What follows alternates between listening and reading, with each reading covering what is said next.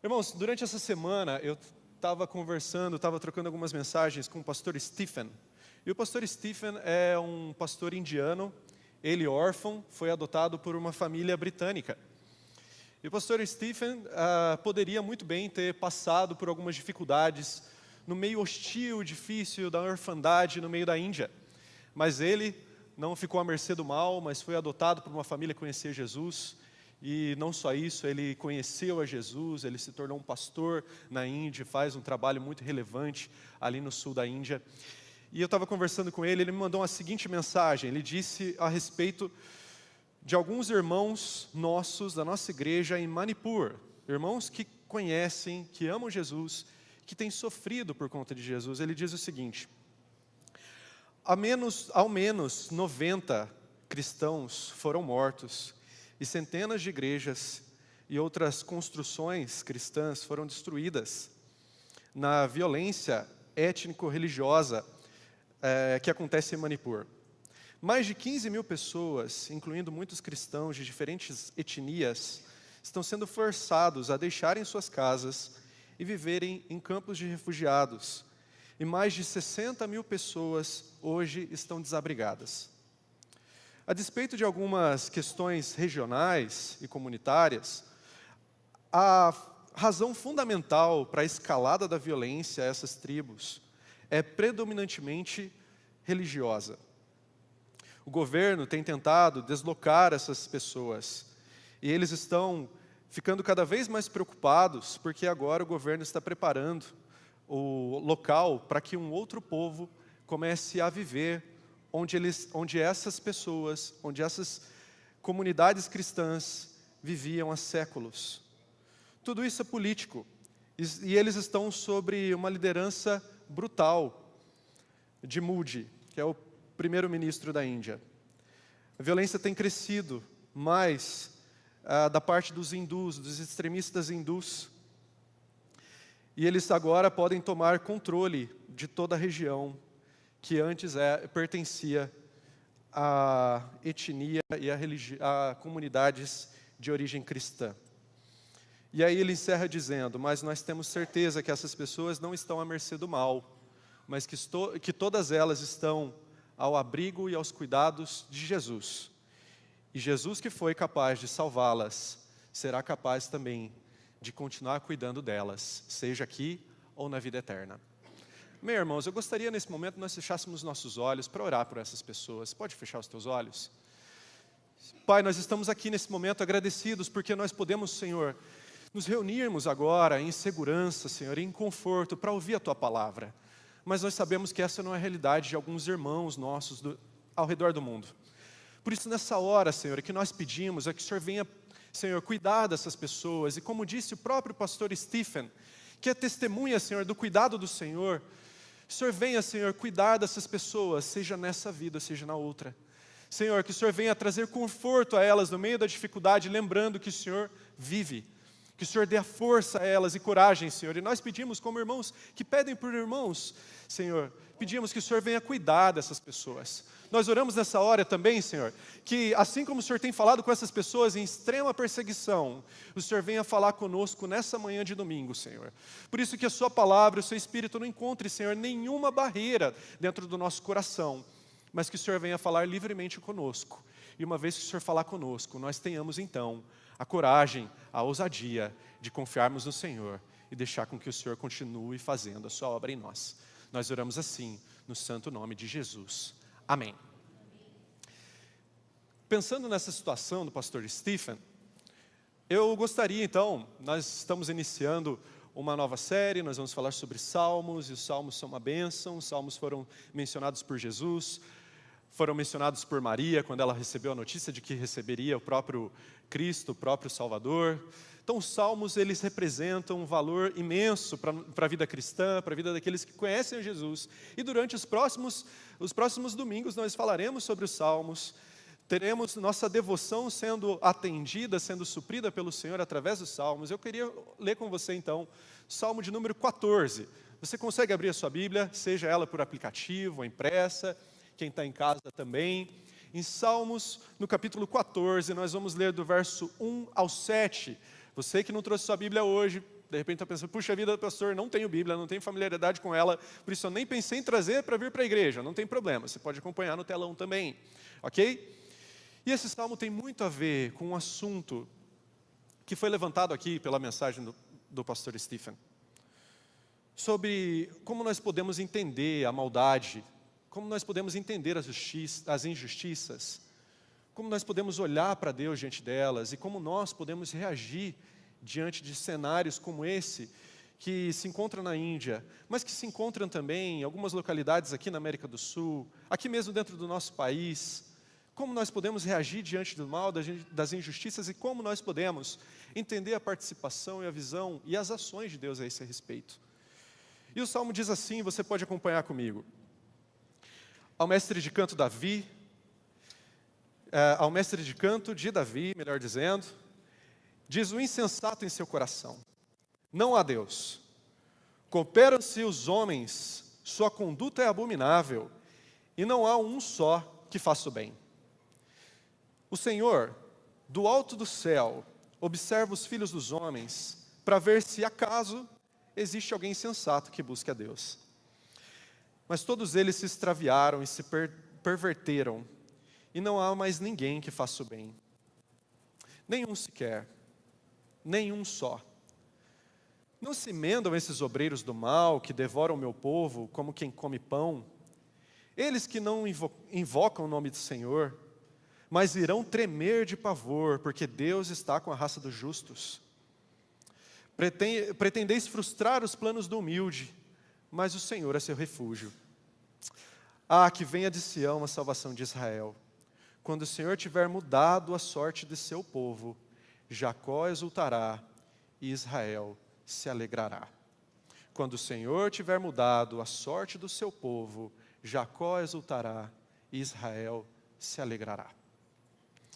Nós podemos perceber aqui no Salmo 14 que o salmista fala de uma região de completo caos, desordem, injustiça e domínio aparente do mal. Uma coisa interessante sobre os Salmos, e talvez você vai perceber isso na sua Bíblia agora, é que aqui está sendo dito que se trata de um Salmo de Davi. Mas nós precisamos entender que, às vezes, esses títulos não têm a ver necessariamente com o autor que está escrevendo, mas tem a ver com o estilo. O que se trata aqui desse Salmo é que ele não vem de Davi necessariamente, mas pelo que nós percebemos nos elementos desse texto. Em palavras-chave como perversão, volta, tá certo? Recondução, a salvação que vem de Israel, o Senhor trazer novamente o seu povo. Nós podemos perceber que se trata, provavelmente, de um salmo onde o salmista está falando de um exílio. Talvez aí nós podemos perceber, inclusive, exílio babilônico. Pensando na Babilônia, nós temos, é claro, o governo mau. A manifestação da maldade divina de maneira escrachada, de maneira explícita. Portanto, nós precisamos lembrar que esse é o cenário do salmista aqui. Esse é o cenário dele. Cenário onde ele faz uso, inclusive, da generalização para dizer que não existia um sequer que fizesse o bem.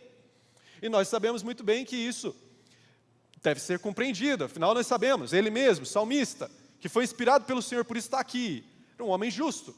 Sabemos que os justos estavam ali. E nós podemos tomar, inclusive, o salmista como exemplo de alguém que sabe o que continuar pensando, o que continuar acreditando e o que fazer no meio das injustiças e no meio de um domínio mau. Então, o salmista aqui é alguém que sabe que os justos sabem, e é justamente sobre isso que eu tenho certeza que o Senhor quer falar com você. O que os justos sabem diante da maldade? O que os justos sabem diante das injustiças? O que os justos sabem diante do sofrimento? Nós encontramos nesse salmo, inclusive, 3 vozes, 3 ações, 3 posturas. A primeira delas, a postura do insensato e do tolo, como ele pensa. A segunda, a postura do Senhor, o que o Senhor faz, como o Senhor age diante de tudo isso, diante do mundo, da maneira que ele se mostra, que ele se revela. E também a atitude do justo, a atitude do Filho de Deus, a atitude daquele que não pertence ao seu meio, mas que tem o seu coração oculto e guardado no Senhor. Então a primeira coisa que nós podemos perceber nesse salmo, e preste muita atenção, é que o salmista deixa claro que viver sem Deus é insensatez. Viver sem Deus é insensatez, é loucura, é ilusão, é coisa de gente maluca, tá certo? Uma vez, 2 rabinos começaram a conversar, e começaram a discutir, imagine vocês, o que esses rabinos estavam discutindo se Deus existia ou não. E depois de muita discussão, eles chegaram a uma conclusão, muito elaborada, muito bem pensada, filosófica e teologicamente completa, de que Deus não existia. E no dia seguinte, um desses rabinos acordou e percebeu que seu colega não estava por ali. Seu colega não estava na cama do lado. Passou por toda a casa, também não encontrou, foi até o quintal, e de repente, lá de longe, viu seu colega fazendo orações e preces, as orações e preces que ele fazia durante toda a manhã. Ele olhou para o seu colega e falou: parceiro, caro mestre Rabi, não tínhamos nós concluído ontem, através de uma longa conversa filosófico-teológica, a qual nós elaboramos um grande, complexo argumento contra a inexistência de Deus, nós não concluímos que Deus não existia, e o seu amigo mestre disse o seguinte: completamente. E eu posso dizer para você que a nossa conclusão faz muito sentido, mas o que é que Deus tem a ver com isso? O que é que Deus tem a ver com a nossa imaginação, com o nosso pensamento, com a nossa crença de que Ele não existe? Eu gostaria de perguntar para você, o que é que tem a ver a pessoa que está aí do teu lado com o fato de você imaginar que ela existe ou não? Imagine você imaginar que você está sozinho nesse ambiente. Não vai fazer com que a multidão caia fora daqui. Imagine se você começar a se comportar como se você estivesse sozinho aqui. Talvez você faria algumas coisas que as pessoas aqui não poderiam ver. É exatamente dessa maneira que nós podemos perceber que o salmista está falando. O salmista está indicando, está mostrando, está chegando à conclusão, e essa sim uma conclusão óbvia, diferente dos rabis, que imaginaram que Deus não existia, mas de fato a existência dele não tinha compromisso nenhum com essa argumentação. E eu quero lembrar a você uma coisa importante: Deus não tem compromissos com as nossas idealizações, irmãos, a respeito dele. Nem com as idealizações dos planos que nós temos a respeito da vida. Deus tem compromisso com a sua pessoa, com os planos que Ele tem. Eu quero te lembrar disso. Então, o que o salmista está dizendo aqui, ele começa dizendo, é que viver sem Deus é uma loucura. Viver sem Deus é maluquice. Viver sem Deus é uma atitude totalmente contrária à nossa própria pessoa. Uma infelicidade. É como dar murro em ponta de faca, ou é esconder o sol com a peneira. E depois disso, o que o salmista faz é começar então a destrinchar, a expor o comportamento de pessoas que assim acreditam. O que ele faz é começar a expor o comportamento das pessoas que acreditam que o Senhor não existe.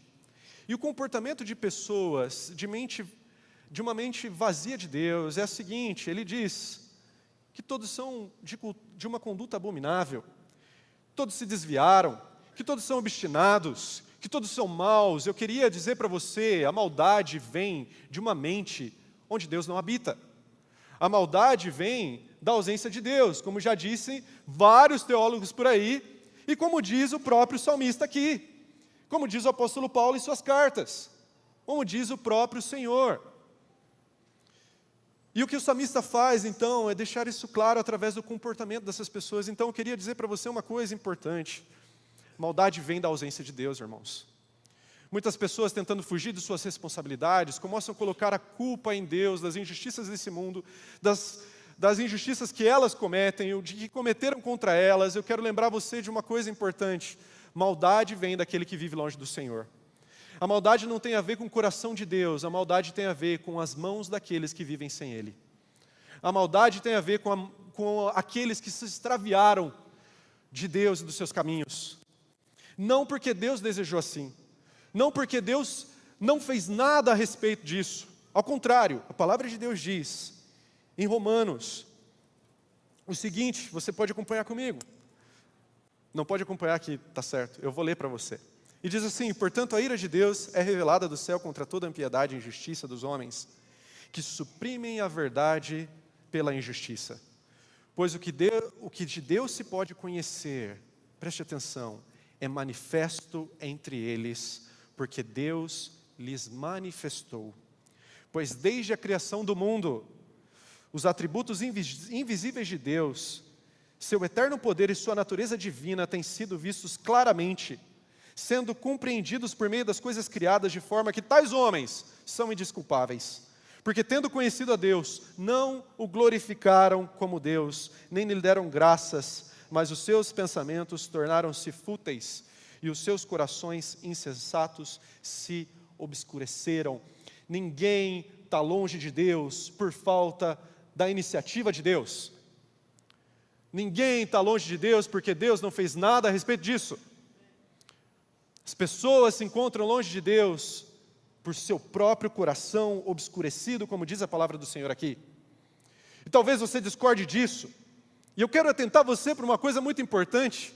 Essa manhã prova exatamente esse texto, em que o Senhor está vindo, num domingo de manhã, para a sua felicidade, dizer que Ele está de braços abertos a você, que Ele está de braços abertos para mudar a sua vida, que Ele está de braços abertos para mudar uma vida de injustiças para uma vida de bondade, de graça, de prosperidade, de generosidade da parte do Senhor, para mudar, como diz o salmista, uma vida de lama, uma vida de obscuridade, para uma vida firmada na rocha, uma vida de luz, uma vida de gratidão.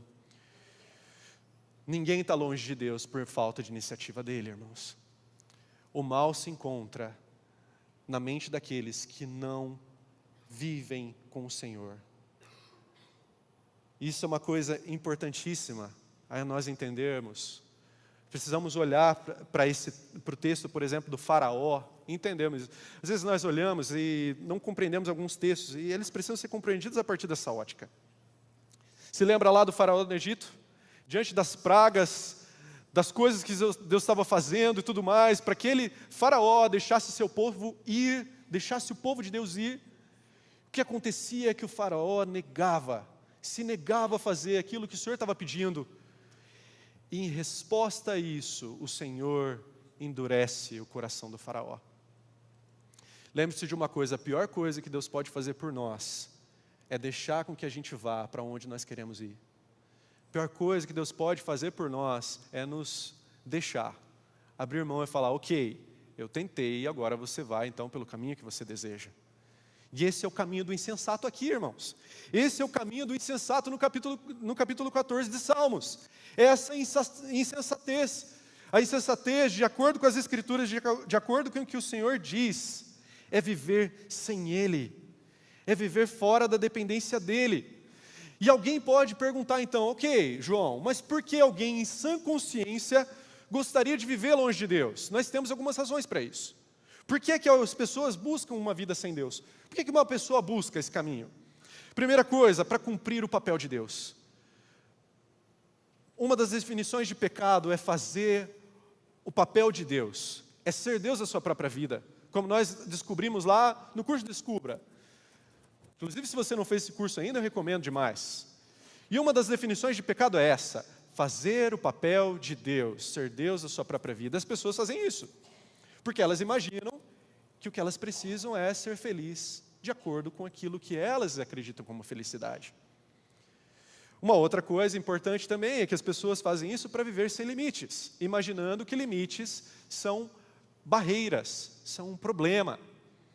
Quero lembrar você de uma coisa importante. Liberdade, irmãos, não é viver sem limites. Liberdade não é viver sem um senhorio. Alguém já disse que liberdade é escolher de quem você será escravo, porque é impossível ao homem ser escravo de algo. Portanto, liberdade diante do Senhor é nós podemos escolher sermos escravos dele, como o próprio apóstolo Paulo dizia que era escravo de Jesus.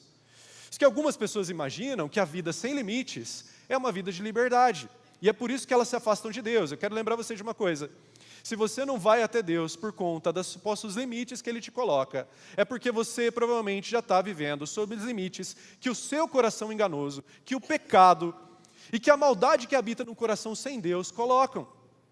Agora deixa eu perguntar para você uma coisa importante aqui. Quem será que vai fazer melhor uso do seu coração? Você ou o Deus Criador de todas as coisas? Você ou o Redentor que morreu na cruz do Calvário por nós? Você ou aquele que disse que é manso e humilde de coração, Jesus Cristo, o bom pastor que dá a vida pelas ovelhas e que deu a vida por você? Uma outra coisa importante também, pela qual as pessoas às vezes buscam viver uma vida sem Deus, é para usar de qualquer método para alcançar o que elas querem. Usar qualquer método para chegar aos seus objetivos. E como nós vemos isso? Nós estamos diante de uma sociedade, posso dizer aqui, não quero ser tão pesado, mas caracterizada pela psicopatia. Nós temos aqui no Brasil alguns best-sellers, que são best-sellers porque retratam a história de psicopatas. Irmãos, em outras gerações os best-sellers tinham a ver com pessoas altruístas, com pessoas que faziam algo de bom e deixavam um legado positivo. Nossa geração é marcada por best-sellers de pessoas psicopatas. Isso fala um pouquinho sobre o nosso interesse. E eu quero lembrar você de uma coisa. Quero lembrar você de que os fins não justificam os meios. Os métodos, nem todos os métodos são válidos. E eu quero lembrar você das palavras do salmista, porque é isso que os justos sabem. Alguns métodos vêm da insensatez de viver sem o Senhor. E esses métodos vão te levar à ruína, à mentira, à falsidade, à corrupção, à violência. Todos esses, irmãos, todos esses são métodos que não são dignos e que nunca deveriam ser utilizados por nós, porque o que eles abrigam é apenas dor, culpa e arrependimento. Agora, tem algumas formas de nós vivermos, né? Vivermos essa realidade aqui. Talvez você imagine, puxa vida, viver assim é uma coisa muito longe de mim, né? Eu não quero viver assim. Ok, mas eu preciso te atentar sobre como as pessoas podem viver sem Deus. As pessoas podem viver sem Deus, irmãos, escondendo-se atrás da religião, por exemplo. O fato de pessoas virem nos cultos todo domingo, frequentarem os GCs, as células, inclusive você não faz parte de uma célula, eu super recomendo, eu amo, tá certo? Um GC, o nosso grupo de crescimento, ok? Procura a gente na roda de entrada, nós vamos direcionar você para um grupo, vai cuidar de você com toda certeza, tá certo? Mas voltando, essas pessoas vão às células, aos grupos de crescimento, leem a Bíblia todos os dias, mas continuam em seus corações distantes do Senhor. De que forma? Pensando da velha maneira de sempre. Reagindo da mesma maneira com que sempre reagiram, antes ou depois de Jesus. Faltando com compromisso com o reino. Eu quero dizer uma coisa para você, no nome de Jesus. Não existe compromisso com Jesus sem compromisso com o reino que Ele estabelece. Não existe compromisso com Jesus sem compromisso com a noiva, que é projeto dele, que ele vem buscar, irmãos. São pessoas assim. Pessoas que vêm aos cultos, e eu não quero, em nome de Jesus, desestimular você a vir. O que eu quero aqui é dizer para você, com todo o coração, que a melhor coisa que Deus pode fazer por você é mudar a sua mente, mudar o seu coração. São pessoas que vêm nos cultos, mas tratam seus filhos igual ao animal. São pessoas que vêm aos cultos, mas que tratam suas esposas ou seus esposos de uma forma que nunca deveriam ser tratados. E às vezes essas pessoas falam, nossa, eu venho na igreja, eu cuido das coisas do Senhor com zelo, mas Ele não faz nada por mim. Mas irmãos, o que Deus quer é o teu coração. O que Deus deseja é o nosso coração. Uma outra maneira que as pessoas podem viver sem Deus é ostentando as suas boas ações. Ostentando suas boas ações, irmãos. A palavra de Deus diz que as nossas justiças são como trapos de imundícias. E eu amo esse verso, porque ele mostra para nós claramente o que vale as boas ações diante do Senhor. E essas pessoas ostentam suas boas ações de modo que a ação de Deus não tem espaço em sua vida. E essas pessoas, então, elas ficam aquém do Senhor por anos, porque elas nunca deixaram a ação de Deus falar mais alto do que elas. São pessoas que dizem, olha, eu não tenho vícios. Olha, ao contrário disso, eu sou uma boa pessoa. Inclusive, em alguns dias, as tarefas que eu deveria cobrar, eu nem cobro dos meus clientes, faço por prazer. Mas, irmãos, convém a nós que a única ação nós venhamos a ostentar é a ação de Cristo Jesus na cruz do Calvário em sua ressurreição. Lembra disso? Uma outra coisa importante, escolhendo de maneira arbitrária o que seguir, se tornando assim consumistas ao invés de filhos de Deus. Algumas pessoas agem dessa maneira. Olha, eu não mato, eu não roubo, ok, mas você sonega impostos. Olha, eu não mato, eu não roubo, mas você faz isso no teu coração, na tua mente, como disse o próprio Jesus. Olha, eu não faço isso, não faço aquilo, então está tudo certo, estou melhor que a média. E aqui no Brasil nós somos às vezes levados a isso, a nos basearmos na média. E muitas pessoas vivem à mercê do Senhor, longe, distantes, alienados do Senhor, por uma atuação casuística, alguém que escolhe as coisas que quer seguir. E aqui eu queria encerrar com a última delas, a mais conhecida, que é negando completamente a existência do Senhor. Esse nós estamos mais acostumados, que é o ateísmo teórico. Mas como você pode perceber aqui, existem várias maneiras de agirmos de maneira ateísta, mesmo dizendo acreditar que o Senhor existe, mesmo dizendo que o nosso coração pertence a Ele. Várias maneiras, que esse é o ateísmo prático. Inclusive aqui nesse salmo, o justo, o salmista, não deixa claro se o ateísmo que ele denuncia aqui é um ateísmo teórico ou prático, mas que em suas ações ele diz, ele chega à conclusão, essas pessoas vivem dessa maneira, vivem na maldade que vivem, porque elas não acreditam que Deus existe, porque elas não veem além do que os olhos veem, porque elas não leem as coisas com temor e com fé, mas através de ganhos e perdas. Uma outra coisa importante, então, é que essa é a voz do tolo. A voz do tolo é a voz que imagina que nada será cobrado no final, que não existe nada para além do que nós vemos, que não existe nada para além do que nós ouvimos. E aqui eu gostaria, com muito temor e com amor de irmão por você, perguntar, será que não é isso? Será que não é essa reflexão que você precisa chegar hoje? Será que dentro do seu coração você ainda não precisa conhecer o Senhor de fato?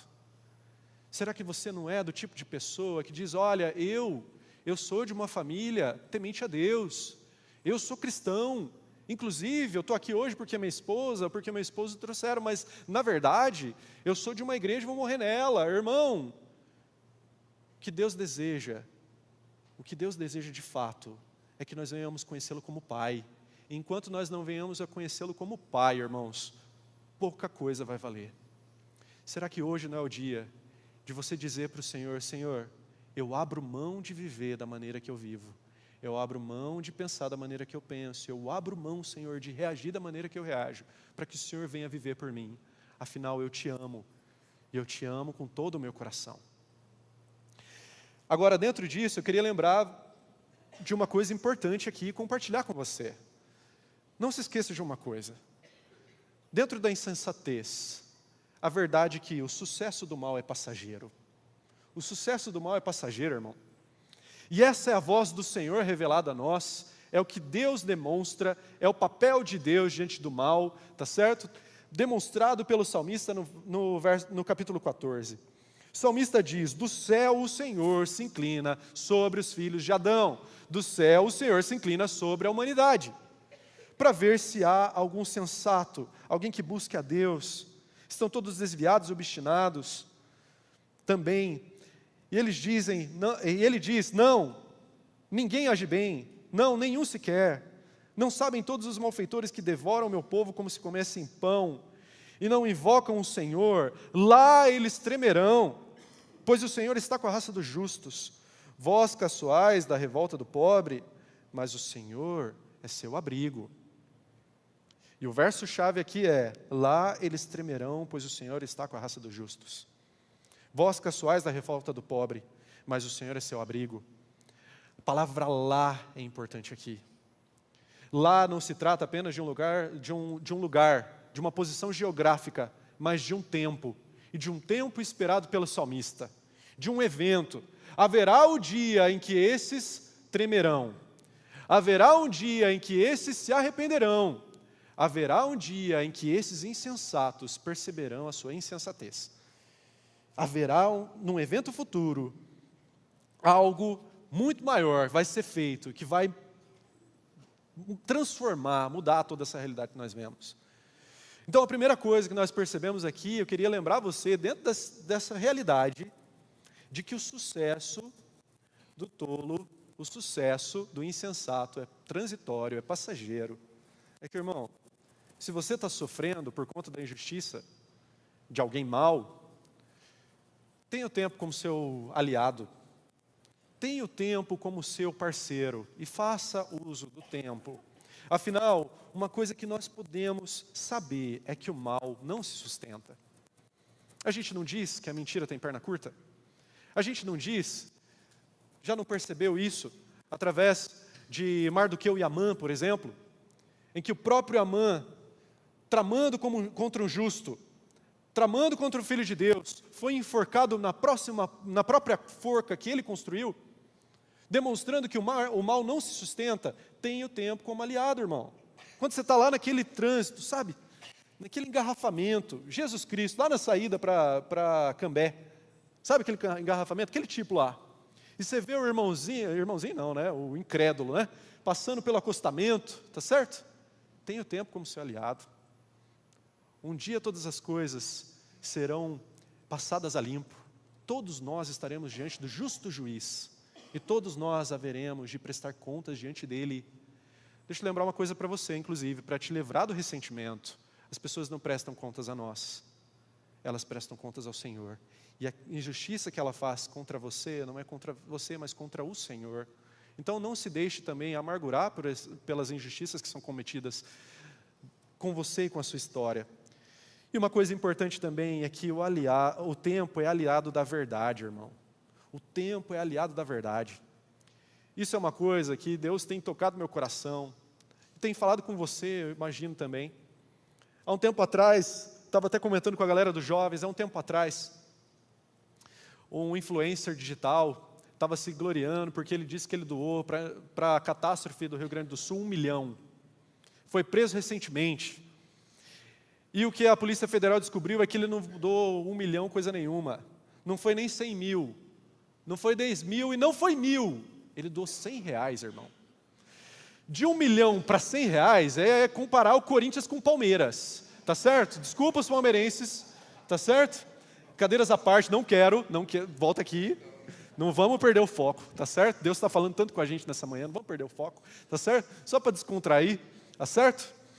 Inclusive, tá, irmãos palmeirenses, eu acredito no Flamengo. Também, brincando. O tempo é aliado da verdade. O tempo vai dizer quem são e quem não é. Aqueles que são e aqueles que não são, melhor dizendo. O tempo vai dizer.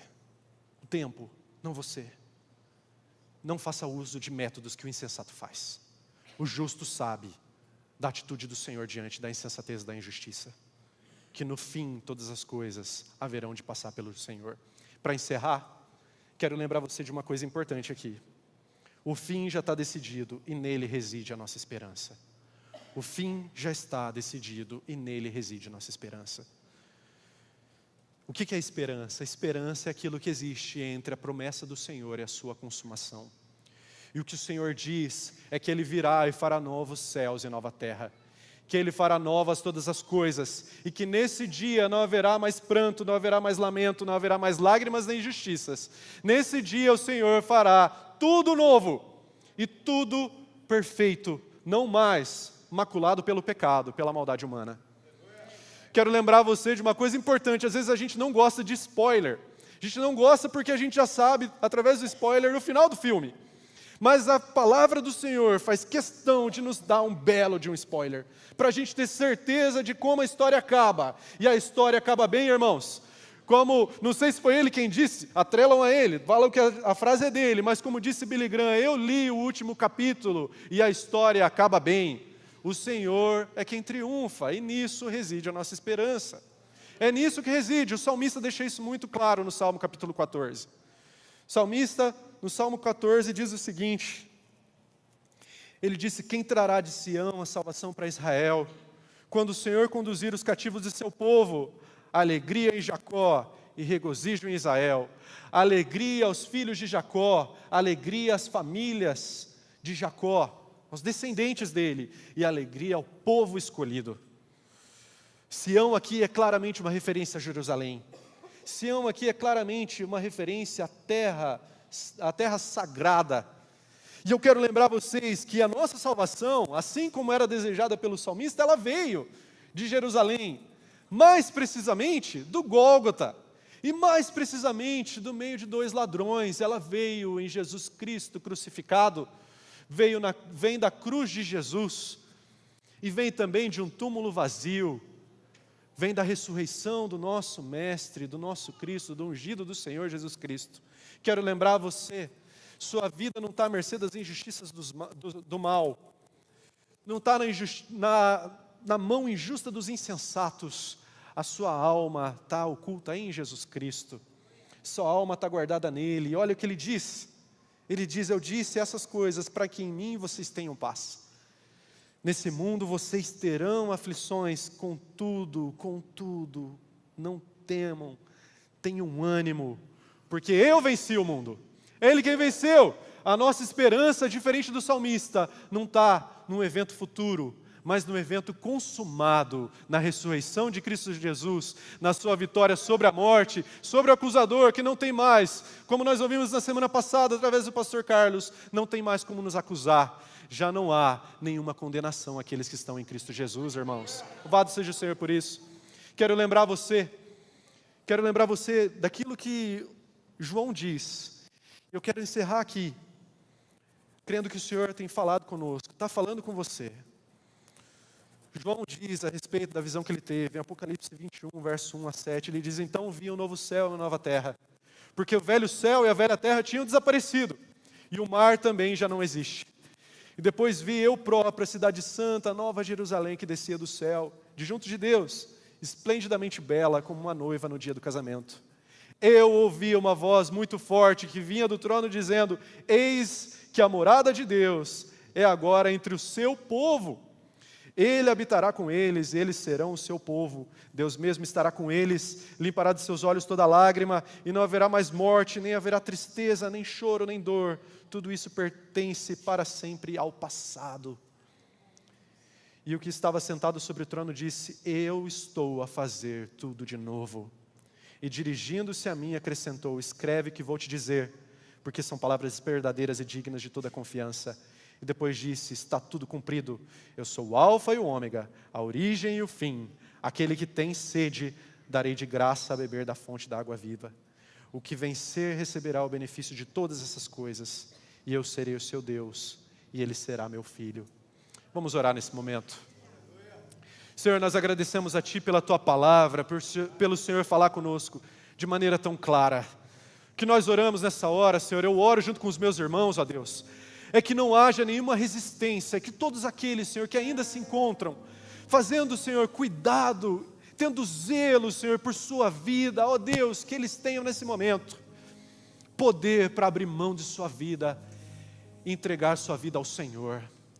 Ó Senhor, que todos nós venhamos nessa hora lembrarmos de Jesus e de sua esperança que não se trata de um evento futuro, mas um evento consumado na cruz em sua ressurreição. Ajuda-nos, Senhor, a lembrar que a nossa vida não está, Senhor, à mercê dos injustos e dos insensatos, mas que a nossa vida está, Senhor, oculta e guardada em Cristo Jesus. Senhor, ajuda-nos nisso, Senhor. Ajuda-nos nesse momento a lembrar, Senhor, do Senhor, de que o Senhor é a rocha que sustenta os nossos pés, de que o Senhor é a rocha que sustenta, Senhor, a nossa vida, e de que o Senhor é o caminho, Senhor, onde pisa, Senhor, os nossos passos. Ajuda-nos, Senhor, a lembrar daquilo que os justos sabem, de que no fim toda a justiça será feita, de que não haverá mais pranto nem lágrima, e de que nós habitaremos plenamente e definitivamente contigo, Senhor. Nós oramos assim no nome santo de Jesus. Amém.